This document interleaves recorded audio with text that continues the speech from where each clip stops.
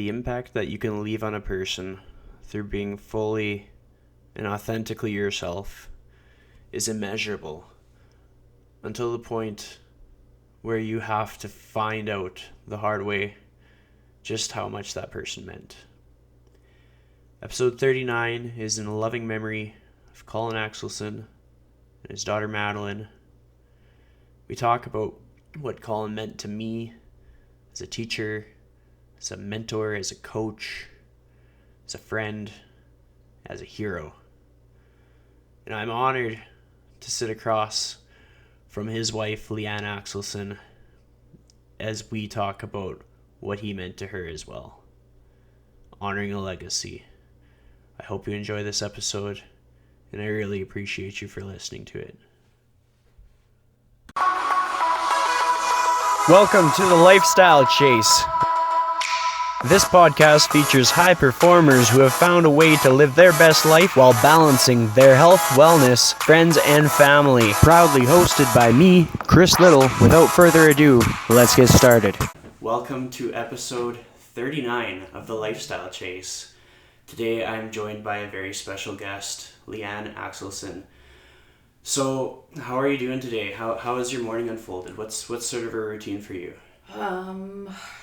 Get up, get ready, get my kids up, feed them breakfast, get them out the door, coffee in there somewhere. Sweet. How do you usually drink your coffee? Well, my husband always teased me that I liked a little coffee with my cream, so I like a lot of cream in my coffee. That's it. If you had the choice between McDonald's or Tim Hortons, which would you choose? Probably Tim Hortons. I find McDonald's coffee a little acidic. That makes sense. That's fair. Everybody has their preference. Yeah, but I prefer mine espresso. That's nice. my favorite. Yeah, I had that this morning. It's good. Kind of gets the brain juices flowing, gets people thinking. Yeah.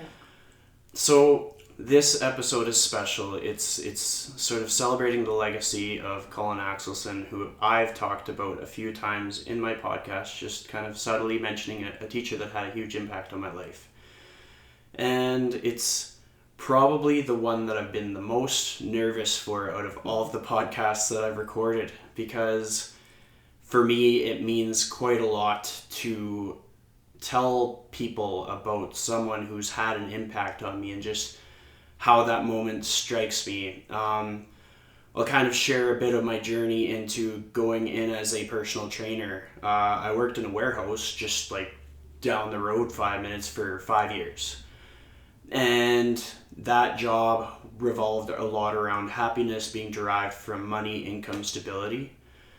And before that, I never thought I would be like a warehouse labor type person. I always saw myself as a creative. Like most of my high school teachers would remember me thinking about going into film school or maybe having ideas of potentially being a teacher. I really loved gym class, so it makes sense that I'm a personal trainer, but just in the creative space and not so much the labor space.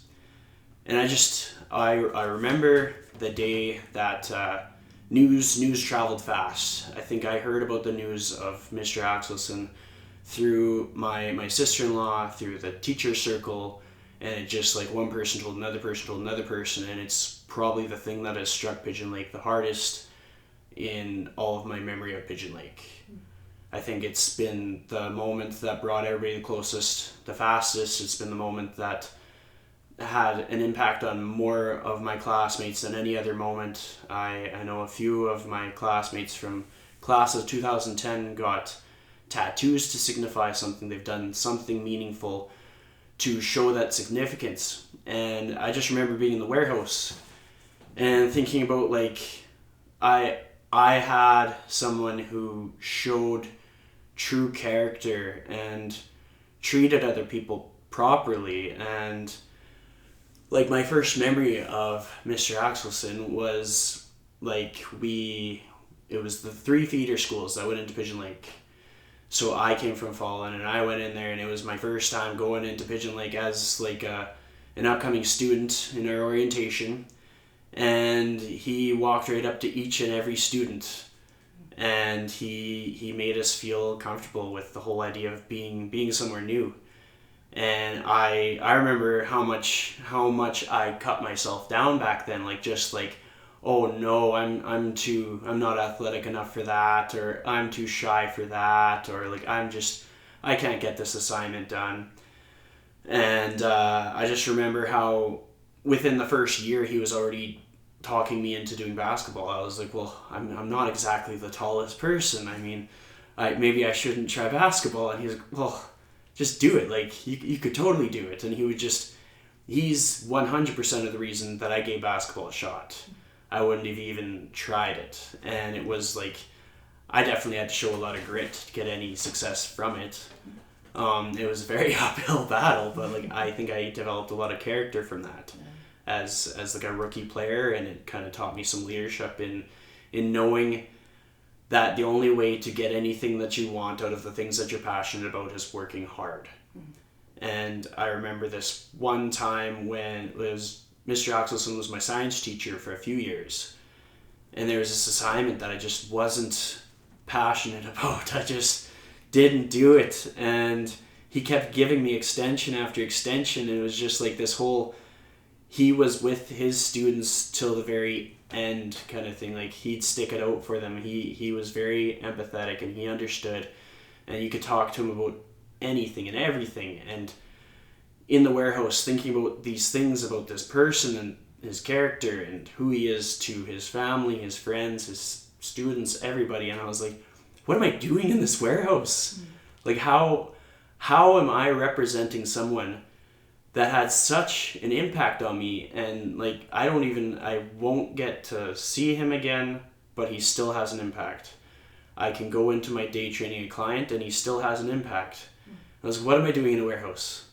And so that was a huge like pin needle in my back, kind of like, get out, get going, do something. And you can hear about it in a lot of my other podcast episodes about the journey, and it wasn't always straightforward, but that was definitely an influence. And that is a big part of why I'm passionate about empowering other people, because I got to meet someone that was so empowering in his own right, and taken too soon. But in the same way, that's no reason not to celebrate and talk about a legacy. So I'm gonna turn the table. It's your turn, and I would like to start this off by asking, how did the two of you meet? Well, he actually was really good friends with my two older brothers. He stood up for both of them in their wedding, so he'd been around in my life for quite a while before we started dating. But I was always really drawn to, he was larger than life in all aspects of that. So he was someone very magnetic, and you were drawn to him. But I think the two characteristics about him that just struck me more than anyone I'd ever met was his humility and his authenticity. I didn't know anyone in my life that had those characteristics in such a way that I'd never seen it exemplified in that way. That's awesome. Yeah. What, like, how old were you at the time when you started seeing him, kind of thing? We started dating when I was 19. He was a few years older than me. So when we first met, I was only 14, so it would have been inappropriate. Yeah, and actually, he was starting school. Well, actually, no, that's not true. He was in his second year of school, and I was heading out to BC to go to university in Kamloops there. So we dated for 4 years, but we always lived in different cities. We never actually, maybe summertime for a couple months we might have both been in the same city, but we always lived apart until we got married. That's crazy. Yeah. And there's a lot of people that kind of fight that battle of like distance and stuff. If there was listeners that are like, well, I can relate to that, what advice would you have for them on keeping things strong? you hear communication all the time, but a big part of communication is being honest. Yeah. So even when you think, oh, this might hurt someone, I can guarantee you it's more hurtful to be dishonest in the moment that you think you're protecting them, and then it'll come out eventually. So I think that was a big part of it, is being able to say, this is hard, or this is frustrating me, or we wrote letters, oodles and oodles of letters. It was, email had just started, so we did email a little bit, but yeah, I have a big box of letters at home now that we sent back and forth to each other when we were dating, and learned a lot through that. What are your 3 most happy associations with the letters, be it like a quote or just a feeling, an emotion? I think sometimes it's, well, with letters, I had to say,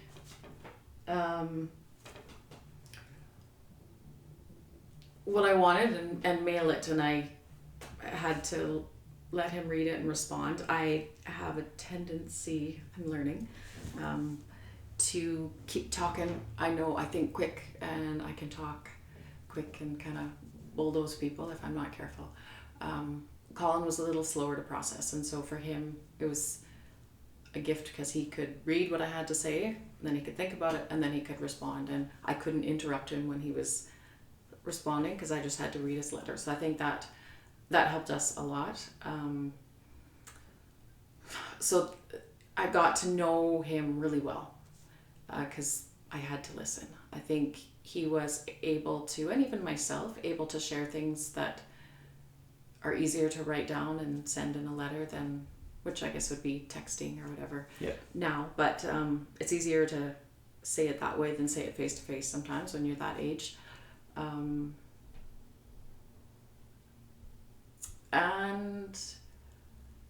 there was special little, like he would draw little cartoons in his letters that would make me laugh, or he was learning to play guitar and he recorded some songs on a tape, which he would be mortified if he knew that people knew about that tape. I still have it. Yeah, just special things like that no one else in the world that knows him would know about him or have seen. Mm-hmm. That is cool. Yeah. And it's like a special gift that you have that nobody else has. Yeah. A few of my favorite memories of high school, because like I was a pretty quiet kid in high school. A lot of people are like, high school, the golden years. I'm like, so glad I'm out of there. But a few teachers stood out to me, and they made high school what it was. They really made those magical moments, and I'd have to say, like, it was between Mr. Axelsen and Mr. Hetlinger. They taught me all my dance moves. Yeah. Be that a good thing or a bad thing, it is what it is. Yeah. But I just remember, like, because Mr. Axelsen was tall, so tall. Oh, wow. And then you see him, like, doing, like, 2-steps and, like, line dances, and, like, this is the funniest thing I have ever seen. But he was good. He had the moves. He was. He's a better dancer than I was, yeah, by far. And so it's good that I learned all my moves from him. Well, he had some dance moves that were less than appealing, but he owned them. He would sing as well. Like, if we were doing like a basketball drill and he was just showing off, he'd sing this one song. I can't remember the title, but it was like, "Don't You Wish Your Girlfriend Was Something Like PCD, Me." Yeah. It was so funny because like he sang the whole damn thing and would dribble past like half the top athletes, just throw it in the hoop, and then we're all humbled for the rest of the day. Yeah, he didn't lack confidence in that area, did he? It was good. It kept things light, and I think it encouraged a lot of people to just naturally be themselves, which is something that I've grown into promoting. Like, on my Instagram, I think it says, "Be your damn self," because there's so many sellouts in the world, and especially when you go into the fitness realm, because that's like the popular thing to do these days. Everybody's like, I want to do fitness and I want to like look good for for social media and all these things, but then they start selling out. They'll go for like, they'll sell their program, or they'll do this, they'll do that, but it's just, all it takes is just be yourself. Yeah. Like, have values and character. And on that segue, what are 3 values that you think Colin had that were important, and that you also think that are important? You can do 3 for him, 3 for you, or just 3 together. Well, I know God was top for him, and would be for me as well. And not just being moral and all the stuff that goes along with that, but living a life that's honoring to him and that relationship. Another huge thing for him was family. And it's interesting because when I think of all the time that he gave to his students and the kids that he coached, there were moments of frustration for me, saying like, when are you going to be around? But I always knew that when it came down to it, I would tease him that we fit somewhere below basketball and school and the Calgary Flames, but I knew that we didn't. I knew without a doubt. And it was interesting too when we would come to games or to the school to visit, and we were there quite a bit.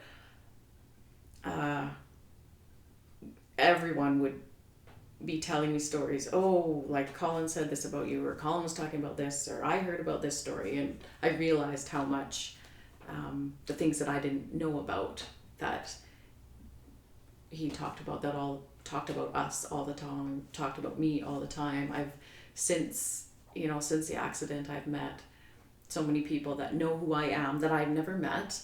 I might have heard their names from stories that he told, but and say, oh yeah, I remember when Colin Axelsen told us about this, and Axelsen told us about that. And so yeah, I know family was so important to him, and especially us. And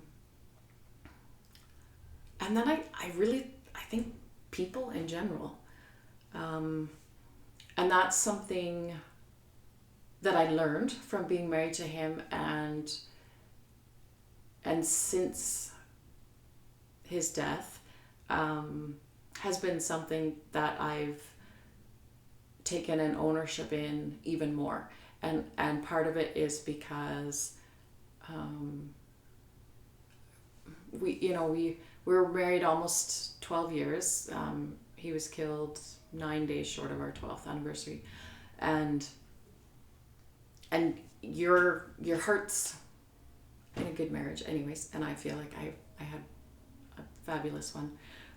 But your hearts start to merge, and what you each are passionate about becomes one. And so that was part of it, but I think I also felt very challenged by the legacy that he had left in loving people and all sorts of people. And he was an athlete, and loved hockey, loved basketball, loved phys ed. But the interesting thing is the lives of the people that he touched are not exclusive to that arena. So many people I know that were impacted by him really didn't feel comfortable in a gym, and didn't feel comfortable with any sort of sporting in their hand, right? Like that wasn't the only kind of people that he impacted. And yeah, so I think he just loved people. I wanted people to feel valued.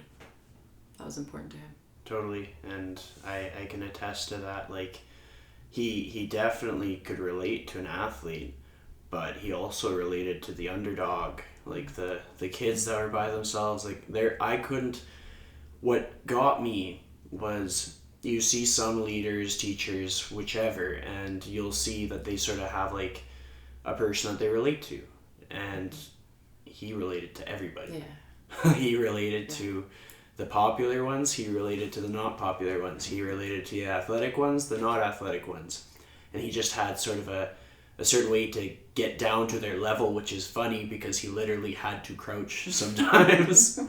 But just like this relatability, And this ability to put himself in other people's shoes. And because I don't think there's ever a point where I thought that what he said would be offensive to somebody else. And we live in such a world where it's easy to say something that's offensive to somebody else, and he had a skill for not doing that. Yeah. And no, I thought it was neat. Mad people skills. He really did. Yeah. But not in a in-your-face kind of way. He was very, but he was often the glue in situations. I know at his job and other situations where you would have a conflict, and he was kind of the one that could come in and just make it all good. He was like a Zen master. Yeah, he was. If there is such a thing, he would have been brilliant at it. Well, I remember there was one year that I didn't really have too many classes with him, but my locker was next to his room. Yeah. And then I would just be like anxious about whatever class I was going to, but then I would get near his room and I'd be like, much better. And it's just weird to think about that, because like you take that stuff for granted in the moment, and that's why this podcast is important to me, because I realize how much I took stuff like that for granted. Like I had a very good human in my life for 6 years of junior to senior high school, and I got to see him pretty much every day. Like it's that whole mentality of I have to go to school, I have to see these people. No, like I got to see these people.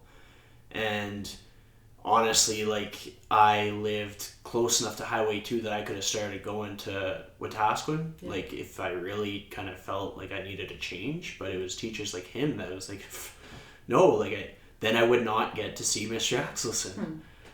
And it's just that life shows us that we need to take people for the value that they bring to us, kind of thing. Like for me, I had someone who was a mentor, and that period of time was shorter than I would have liked it to be, but he was a mentor nonetheless. And even though I might not have been like as mature as I am today, I still learned a lot. And sometimes you learn from somebody and their actions that they do, and then it sinks in years later. And I think I've definitely learned that myself in my own life. And I think a lot of the guys in my graduating class, I know, I don't know if he'll listen to this, but Barry Wheeldon, and you went on the trip with him.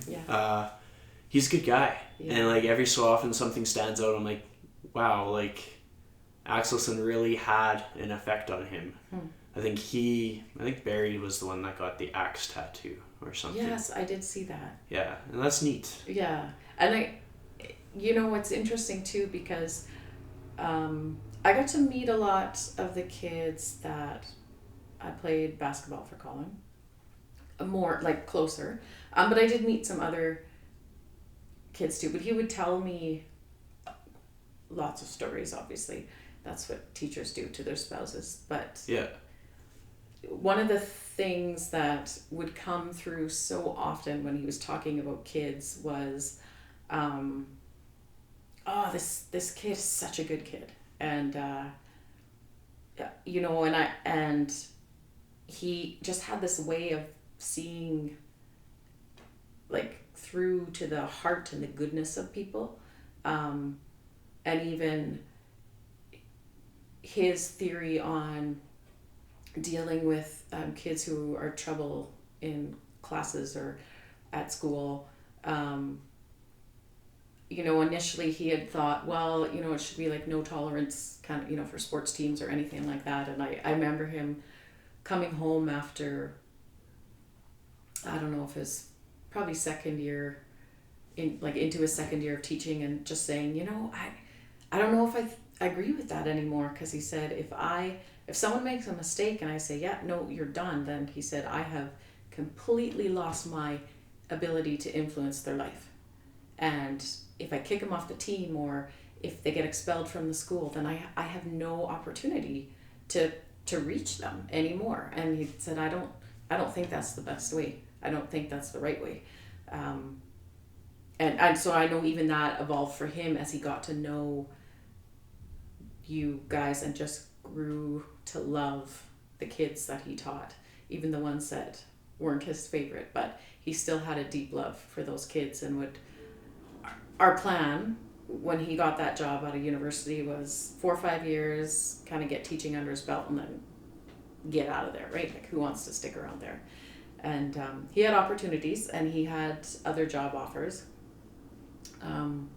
but he would always say to me, there's like a really good group of kids that just came into grade 7, so I wouldn't mind sticking around until they're kind of through. And eventually I'd said to him, there's always going to be another group of kids coming, you know that, and if we stay here, that's fine, but you don't have to keep giving me excuses. But no, he loved you guys a lot. It showed. And I think something that was really special was how much time but also logistics he invested into basketball athletes. Like, he changed the basketball program completely. And then he took it and he changed it again. Because I mostly played in junior high. I didn't really play in senior high. Yeah. And so I got to do some of the basketball camps. Yeah. And those are some highfalutin basketball camps. Mm-hmm. Like, you could run those things today and they would still be very, very effective, very valuable. And he packed the value into that. And looking at things that are offered in the fitness industry today, I'm like, that it competes with those things. Mm-hmm. Like, he had, I think it was a college coach or something in Yeah. there too, and he had the machines where it feeds the ball back, drills on drills on drills, and you're working hard to build up that repetition. He did everything that was in his capabilities to make people great. Yeah. Now, I have a cool story about that. So when he started there, during his interview, one of the things they had asked him if he would coach, and he said, I actually, might not consider taking the job if I don't get to coach basketball. That's huge for me. Well, and I think most admin teams, that's gold for them, right? Yeah. To find teachers who are willing to volunteer time. So after he got the job, we were engaged and we were looking for a place to live, and he'd taken me to the school and kind of said, they don't have basketball banners up here, but he's like one day we'll have some basketball banners up there. And they did get some junior high ones, but it was his last year of coaching where he took the girls team to provincials, and they came home with their first banner, and they've since got 4 or 5 now on that gym wall. And I ran into someone through work last fall, and we were at a conference and we were supposed to have a conversation about something, and she shared that her husband was a teacher down in southern Alberta, and he coached basketball. And I said, oh, that's kind of neat. And I said, my husband did too. And so she said, yeah, there's this team that comes from around here, because we were in Edmonton, and man, they are always good. They dominate every year. And this program, my husband said he's watched this program just grow. And I said, oh, where are they from? She's like, Pigeon Lake. And I said, oh, really? And I said, it's actually my husband that started that program, because up until the point he was there was really no basketball program. It was like a mom and a gym and a whistle or something. And she said, oh, wow, my husband's been trying to, model his program after what he's learned about this program, and just had all these neat things to say. And that was just I called Colin's parents after that conversation just to tell them, but it was so neat to hear that, because I thought, yeah, he accomplished what he wanted to accomplish. And there's even other people completely unaware of the situation who see it and recognize it. And it's not that it's about that. You don't have to be recognized, but it was just a nice affirmation. It's cool. Knowing what I know about him and his work ethic, and it was never an ego thing. No. He never did anything for him. No. And I could observe the times when he was putting in so much time to basketball that he had to stop himself and rein it back, and like he would get emotional about it. Like when he was intensely coaching like the senior boys, that's a big time commitment, and for students that don't understand, it's going to take even more time. When they can't buy into what they need to do for the whole team to get better, then he would have had to invest even more emotion, more time, more technique. But it's never ego. It was always like passion, and just to be witness to that, because I'd be like kind of walking through the school and maybe like small talk with him, like, hey, how's it going? Haven't seen you in a while, kind of thing. And it's just I bore witness to how much that program meant to him. And then like I graduated, and then since then that's when he started taking on like the girls team. And I remember the girls team when I graduated, and then I heard about the girls team just lighting it up, and I was like, holy crap.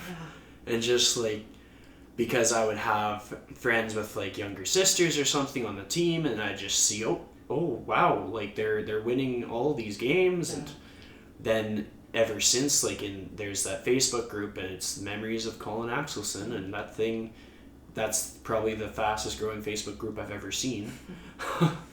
And it's really neat to see those teams continue to flourish. And it's kind of like he led by example in a way that empowered other coaches to, if it's not step it up, just see their ability or see their privilege to be able to empower other people, kind of thing.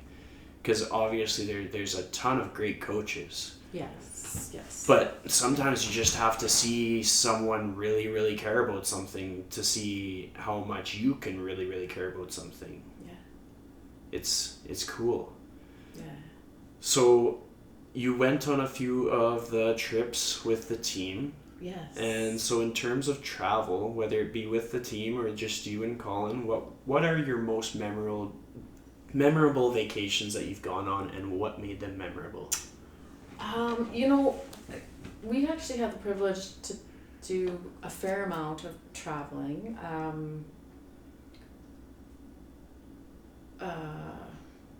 When my oldest son was 3 months old, we spent 2 weeks in Dubai and UAE area, and that was a neat trip. We were visiting my parents, but I think if I had to say the two vacations that have the best memories for me would be 2 road trips that we took in the summer. So one we did down to the West Coast. Now, Colin loved being the driver. He wasn't a very good passenger. So the plan was we would take turns driving. And I think the first road trip we took, so we drove straight to Salt Lake City in one day. It was like insane amount of driving. And the next morning we set up a tent in a schoolyard, woke up at 5 a.m. from the sprinklers in the yard. So we're running out there trying to make sure the tent doesn't get wet. That was quite funny. I mean, it wasn't great when we were tired, but it was funny. And then I was supposed to drive that morning, and I think I drove for about an hour and a half, and then finally he just sat up in his seat and said, can I just drive? I can't sleep. Just let me drive. Well, okay, fine. So we made it all the way down to LA, and then came up the coast on the number 1. 3 weeks we stopped and visited family and friends, and saw some pretty amazing things and spent a lot of time in the car together, and I was the navigator, and there was no GPS when we did these, so I had all the maps, and we were not sure how we would do, that's a lot of time in the car, but we came back from that and we were like, we didn't fight. That was amazing. That was lots of fun. 3 weeks and we survived. 2 summers later, we did East Coast. So we drove all the way down to Florida, did a little stint to the Bahamas, and then came up the East Coast of Florida. Again, visiting family and friends, Washington, New York, Nashville, Orlando, Miami, Daytona Beach, Chicago. It was so much fun. Like, we had a blast, and again, we got along the whole trip. And that was 4 weeks that we did that one. And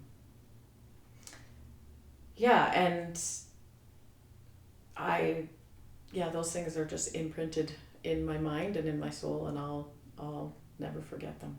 Mm-hmm. I think that's another thing that people take for granted. Like, I've been lucky to have some really good friends that talked me into going on trips where I was like, oh, I can't afford this, or I don't have time. And then when I took the time or made the finances work, like, those are monumental. Yeah. Like, I've always learned like some really big lessons from traveling, be it being out of my comfort zone, or just like spending an extended period of time with like different human beings. Mm-hmm. So if we zoom in on like school trips, what were like a couple lessons that you learned from school trips? School trips. Well, I did chaperone one Hawaii trip. And then we went, if tournaments were within 2-3 hours of home, then I would normally pack up the kids and go along. Yeah. One thing that I learned early on was, even though he was around, his responsibility was the 12 teammates that he was coaching, and I was still single parenting in those moments. You know, he was there to engage with them, but that's not his priority. His priority was the students. So, learned not to expect that he would be helping in that way. And once I kind of got that expectation to where it should be, then it made things a lot better. I think I really enjoyed seeing and learned about his relationship with students, and then even the families, and how much respect he had within the community, and people really trusted him with their kids as a teacher, as a coach. They could tell that he was invested in their kids, and they were very supportive. He rarely had problems with students or players' parents. Like, it really wasn't parent teachers. He would come back and I'd say, how'd it go? And he'd be like, well, I never really get any issues. He's like, there's some kids that come with the parents and I challenge them on stuff, but he's like, usually just people come to shoot the breeze with me. I was like, oh, okay, well, that's not a bad thing. Well, yeah, but it seems wrong somehow. But I loved, and then even I think too, the respect that he had from his colleagues and the other staff at the school, and even within the basketball community in Alberta. He built a lot of relationships there, and he was very respected. Totally, absolutely. So, with you raising the boys today, what are some things that you'd like to see in them to sort of carry on his legacy, like some lessons or just some memories or stories that you would tell them to sort of remind them of who they had?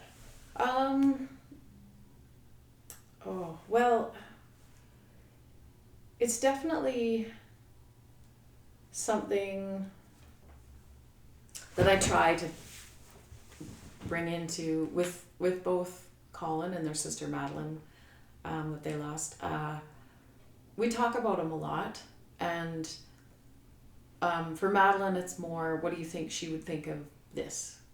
or what we're having for supper, or what would you want to buy her for Christmas, or what would she dress up for Halloween.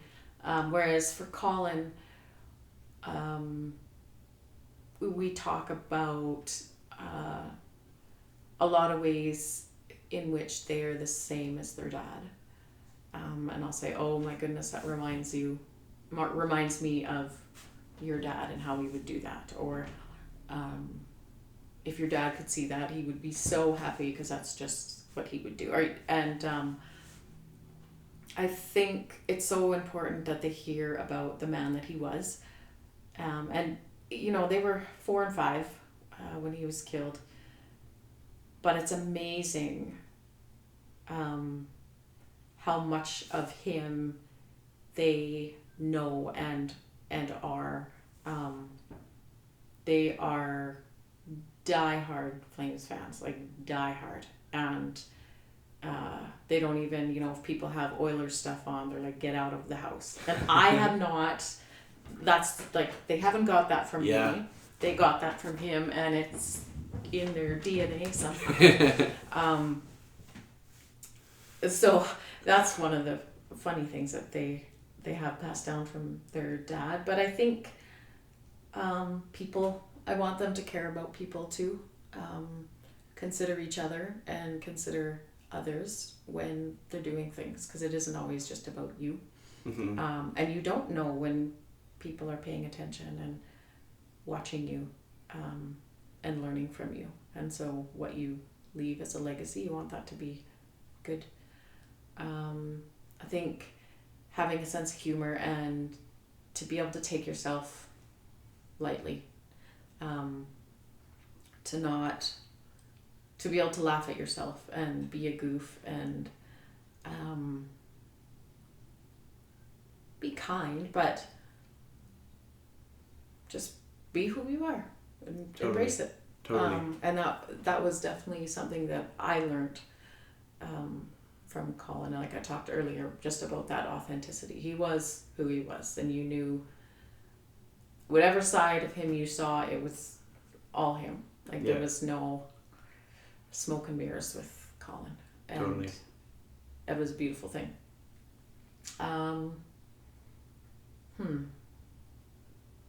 I think his love of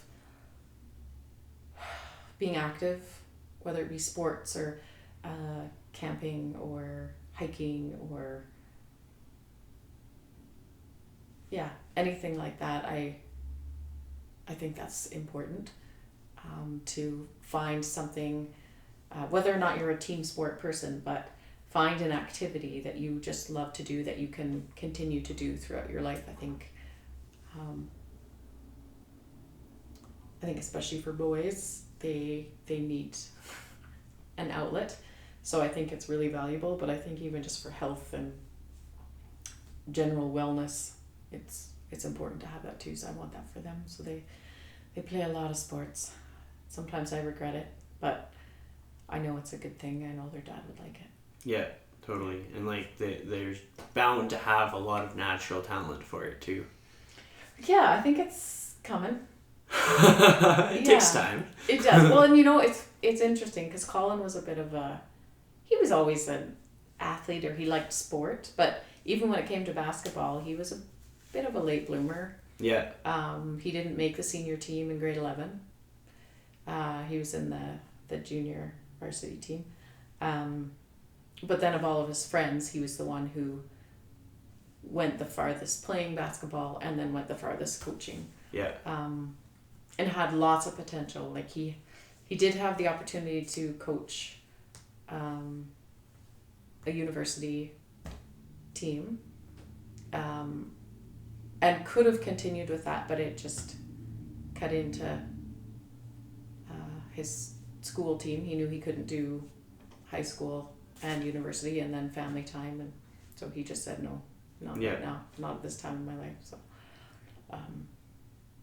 but yeah, so he took his time getting good. He got there, but slowly but surely. So Well, I honestly think that's how he could relate to people. Like, Yeah. for myself, I often wonder, I was like, why was he so persistent to get me playing basketball? Like, there absolutely nothing in it for him. But yeah, he just kind of, he encouraged me to try out.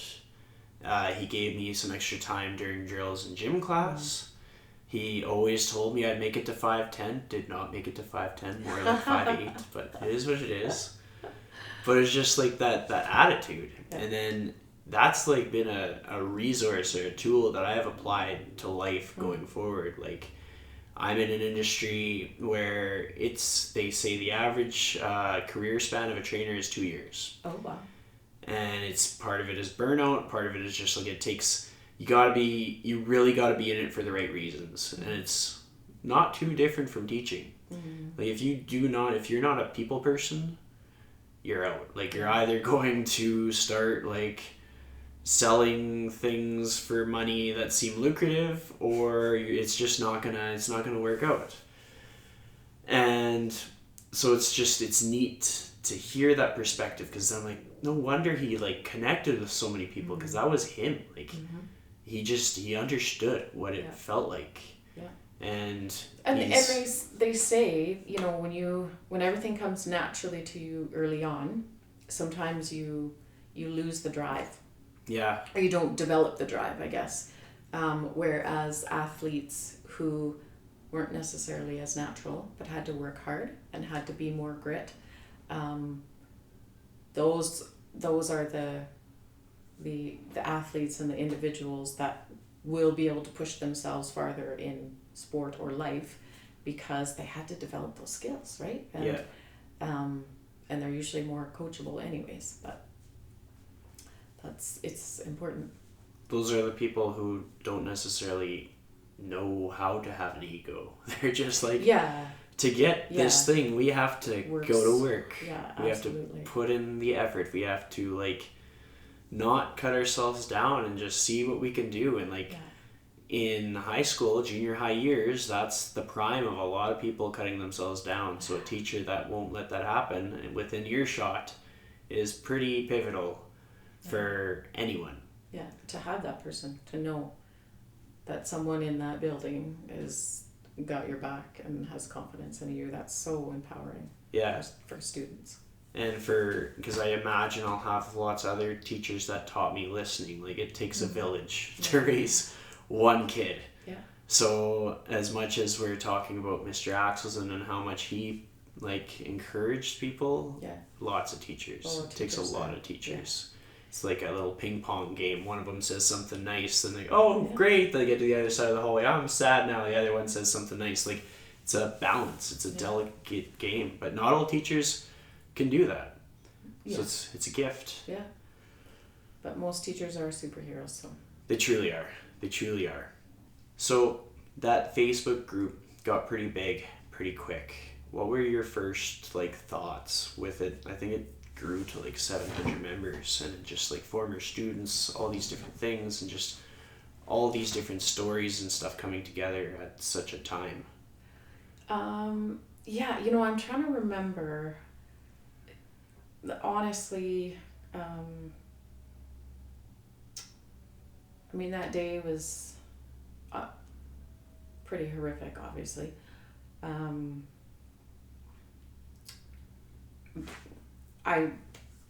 There was about half an hour, 45 minutes right after impact on the highway where I don't have any memory. I wasn't unconscious, but I just remember all of a sudden waking up, sitting at the side of the road with my boys on my lap. So at that point I was told that Colin was gone and that my daughter was being airlifted to the Children's Hospital in Calgary. We were sent to Red Deer. On the way to Red Deer, they almost lost Benjamin. And my other son was, kept telling his brother to wake up and not go.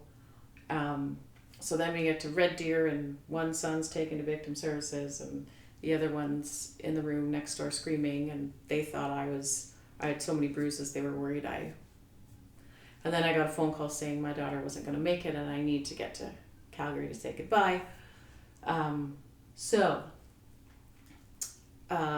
all that to say, it was very overwhelming.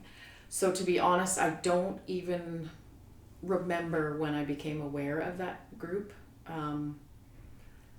I'm guessing it was probably at least 3-4 weeks after the accident before I those first 2 weeks are a blur. I remember what people tell me, but I don't remember that. I think it was so powerful for me, and I still would like to take those stories and put it into a book for the boys to be able to read. But hearing from, and I think as we talked about earlier, all the different groups of people that he impacted, and even kids who were on teams that Colin's team played against, saying, I remember him as a coach, and I remember the encouragement he gave me in the high five line at the end of the game, and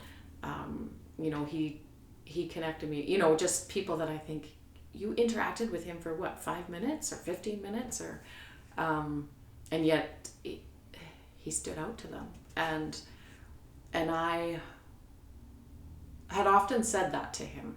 I said, I don't know if you know how much impact you've had in this community, and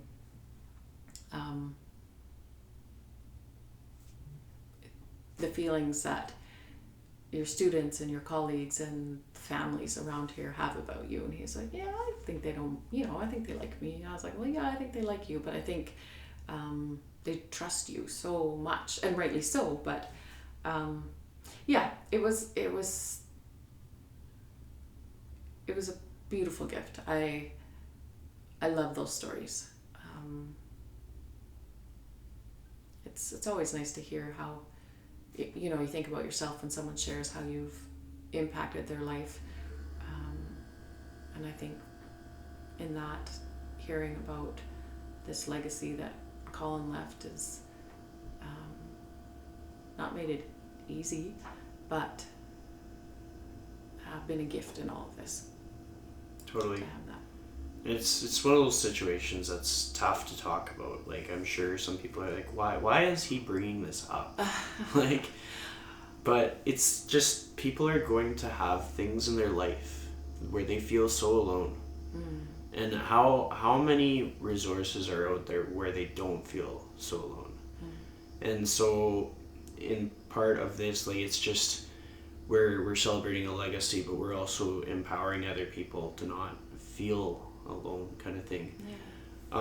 Something that sort of stood out to me, I think I saw it, maybe you shared it in the group, or I saw it word of mouth, small community, but you're a writer, like you write things, like just for fun. Well, then that's I don't feel like, people say, oh, you're a writer. I'm like, I'm not a writer, I just write sometimes. But I guess that's what a writer does. Something I didn't do before the accident. I need to process externally. I've always needed to get it out, and one of our habits was we always went to bed together, and that was something both of us wanted, but especially Colin. He was like, if you're not going to bed, I don't want to go to bed, or if you're going to bed, I want to go, I don't want separate. So we would go to bed together, and then before we would fall asleep, we would just talk, and about our day, about the week ahead, or hopes and dreams, all of those things.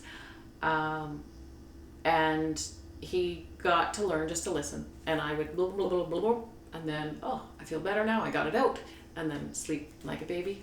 I wish. And so then after Colin was gone, I just had so much, but I couldn't get it out because I had no one to talk to. And so I just started writing, and I really had no intention of ever sharing what I was writing. I just needed to get stuff out. But there was so many people invested in this journey I was now on, because of our family and Colin and how public everything was. And so I would get a lot of emails and text messages and messenger notes, just asking how are you doing, how are you going, and some days it would be more than 80 people would contact me, and I did not have the ability to connect with everyone. So what I started doing was posting some of what I was writing to kind of let people know where I was at or what I was going through. And it was just a really efficient way to respond to lots of people. And in the end, it turned into a blog. And again, I was very reluctant. It took a lot of persuasion from other people. But that has been neat in the responses and the feedback that I've been getting from people, and a lot of people who've also lost somebody and can't articulate how they feel, and then they'll read something and say, oh, this is totally how I feel, and I couldn't say it, thank you. So another challenge to me, that sometimes you need to step out of your comfort zone and do something that you might not want to, but that you've been put in a position to do, because it's not just about you. Yeah, and I think that's something a lot of people will be able to relate to. Like most of our most helpful or most empowering or fulfilling moments, it's never comfortable. It's never something that's like, oh yes, this feels like easy. Yeah. Like it's just, sometimes it's a gut instinct, sometimes it's just like right place, right time.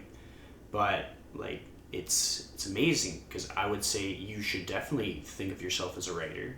That's just what you're writing stuff down. Yeah, writer. Yeah. Simple as that. It's like Mr. Axelsen talking about how like he I don't have an impact on people. Well, he did. Yeah. Simple as that. Going into your week to week, what are 3 things that you just always place into your week? Like today, in this present moment, what are your 3 non-negotiables?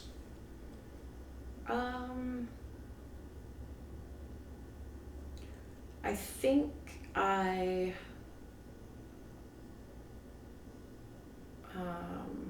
one of the biggest ones is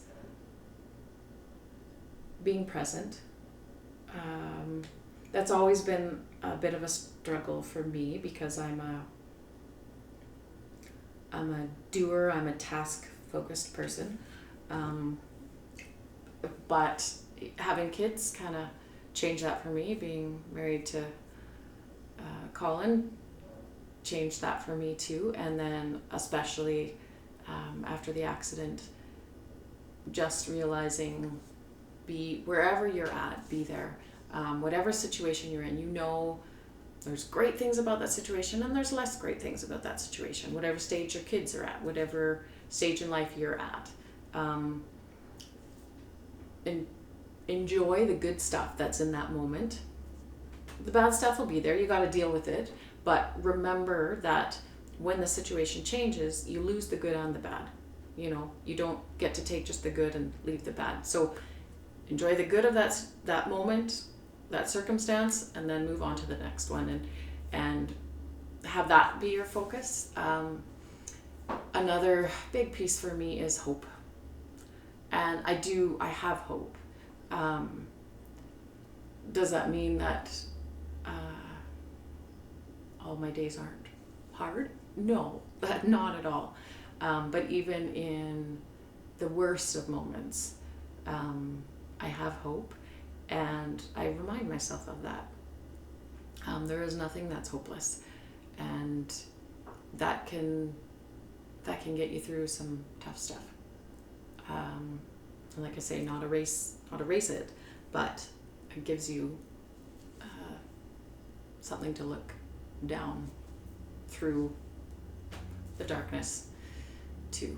And then I think being intentional and purposeful, and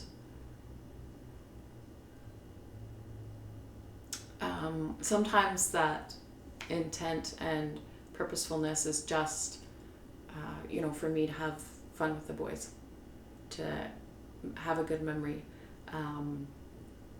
but sometimes it's bigger than that, and maybe not, maybe that's as big as it gets, I don't know, but it doesn't have to be grand, well thought out 5-year intentional, purposeful plan.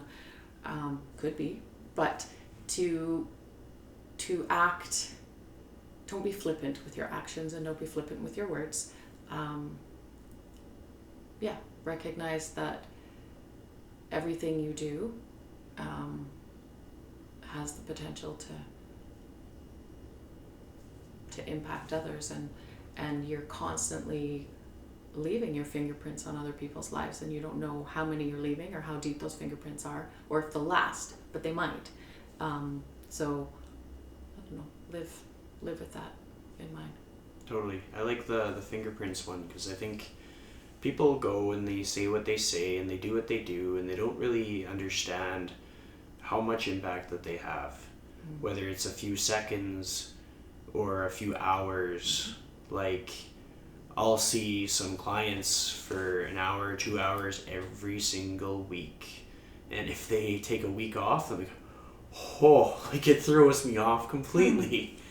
And I go to a lot of group fitness, so I'll see a number of people in a room, or I'll be at the grocery store, and just how people interact as humans, and it's so pivotal in the outcomes of what we do, how we feel, kind of thing. Like, if you're seeing a stranger, just something as simple as a smile can completely turn around a person's day.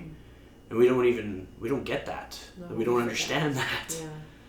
And so I think it's so important to, be yourself, and all the things that you reflected about. It's great lesson, great thing to take away. Here's some quick questions to sort of lighten the tone. If you could choose between donaires or pizza, which would you choose? Ooh,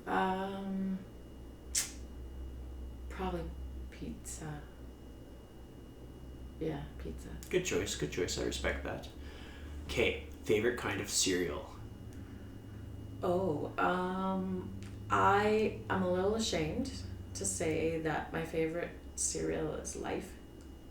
It's not bad. Well, it's probably not the most healthy, and I rarely buy it, but it is what it is. I feel like a kid when I have Life. Well, what kind of cereal do the boys like? Shreddies and Cheerios and granola probably. Nice. Ones, yeah. Nice. Mm-hmm. Cake or cookies? Oh, cookies. I'm not a cake girl. What kind of cookies? Well, if they have macadamia nuts in them, then it wouldn't matter what they were. I would like them. Sweet. Mm-hmm. All right. So we're going to basically wrap this up with the last question I ask all of my guests. Okay. If you could give one piece of advice to someone on how to live their life to the fullest in the most authentic way, what would that piece of advice be? I would say always put people first. That's a good one. That's it? Yeah, it's good. Thank you for trusting me with your story and your time. It's been a great chat. Yeah, it's been very good.